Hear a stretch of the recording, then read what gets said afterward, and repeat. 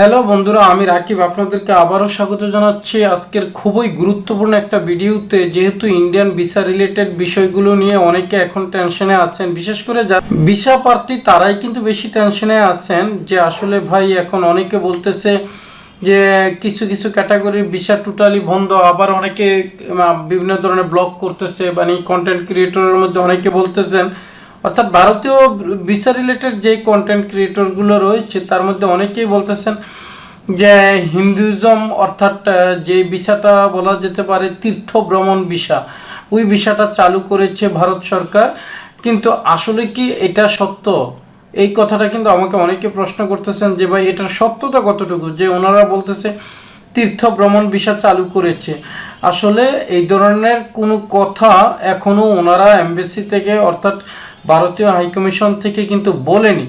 তারপরে কিছু ভাই যদি কিভাবে কোথা থেকে কি তথ্য পেয়ে এগুলো বলতেছেন ওনারা জানে। তবে সত্যিকার অর্থে কি এখন আসলে অন্যান্য কোনো ক্যাটাগরির ভিসাই দিচ্ছে না, এটা কিন্তু আসলে স্বীকার করতেই হবে। যেমন আপনার ইমার্জেন্সি ক্যাটাগরির মধ্যে যে ভিসাগুলো রয়েছে তার মধ্যে কিন্তু ডাবল এন্ট্রি ভিসাটা টোটালি দিচ্ছে না, এটা তো আর বলার অবকাশ রাখে না, এটা সবাই জানেন।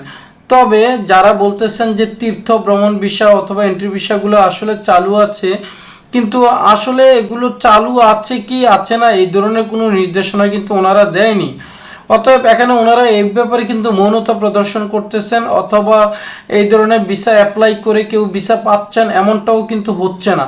তাহলে কেউ মানে কিছু কিছু ভাই যেভাবে বলতেছেন যে তীর্থ ভ্রমণ ভিসা ওনারা ইজিলি দিয়ে দিচ্ছে, আসলে বিষয়টা কতটুকু সত্যতা এটা কিন্তু এখন প্রশ্ন জাগে সবার মনেই। তাই জন্যই কিন্তু অনেকে প্রশ্ন করতেছেন, কিন্তু আমি বলবো যে ভাই এই ধরনের কোনো নিউজ, অথেন্টিক নিউজ কিন্তু এখনও কোনোভাবে প্রকাশিত হয়নি যে তীর্থ ভ্রমণ ভিসা চালু হয়েছে, আপনারা ইচ্ছা করলে এখন তীর্থ ভ্রমণ ভিসা ইন্ডিয়াতে যেতে পারবেন। অর্থাৎ বিশেষ করে যারা হিন্দু ধর্মাবলম্বী ভাইয়েরা আছেন, বিশেষ করে তাদের ক্ষেত্রেই কিন্তু এই ভিসাটা বেশি অ্যাপ্রোপ্রাইট। কিন্তু আসলে তারা কিন্তু এই ভিসা নিয়ে এখন যে যেতে পারবেন বিষয়টা এমন নয়। কিন্তু কেউ কেউ বলতেছেন যে হ্যাঁ এটা চালু আছে অথবা চালু হবে, কিন্তু আসলে এটার কোনো সত্যতা এখনও খুঁজে পাওয়া যায়নি। তারপরেও ওনারা ওনাদের মন গড়া মতো কথা বলতেছেন, এটা ওনাদের ব্যাপার। যাই হোক, আমি এটা নিয়ে আর কিছু বলতে চাই না। তবে আপনারা যেহেতু আমার কাছে বিশেষ করে জানতে চেয়েছেন, তাই আমি এই বিষয়টা আপনাদেরকে জানিয়ে দিচ্ছি যে এখনও এই ধরনের কোনো অথেন্টিক নিউজ আসেনি, তবে আসলে অবশ্যই আমি জানিয়ে দেব। আর আপনারা তো অবশ্যই জানেন আরেকটা বিষয়, যে সত্যিকার অর্থে এখনও কিন্তু কোনো ট্যুরিস্ট ভিসা মানে চালু হওয়ার কোনো নোটিশ ওনারা দেয়নি, এবং কি এই ধরনের তথ্য এখনও আসেনি।